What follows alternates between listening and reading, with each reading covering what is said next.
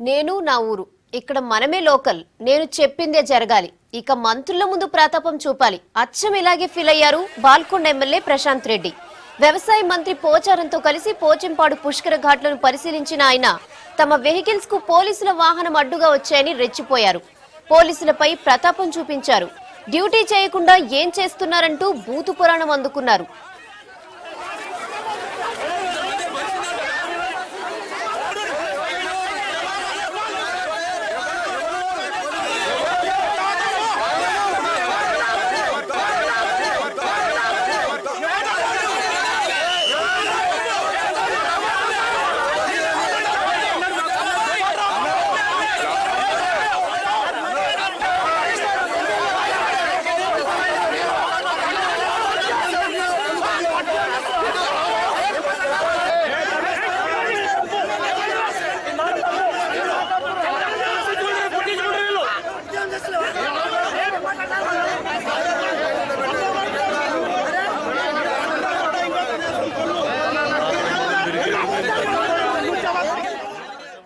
ఇక 10 రోజులుగా భార్య పిల్లలను విడిచి డ్యూటీ చేస్తున్న పోలీసులకు ఎమ్మెల్యే మాటలతో చిర్రెత్తుకొచ్చింది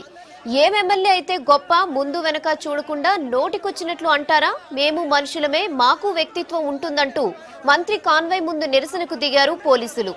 ఎమ్మెల్యే మాటలు వెనక్కి తీసుకోవడంతో పాటు క్షమాపణలు చెప్పాలని ఆందోళన చేశారు ఓ ప్రజాప్రతినిధి ఇంతగా దిగజారి మాట్లాడతారా అంటూ నిలదీశారు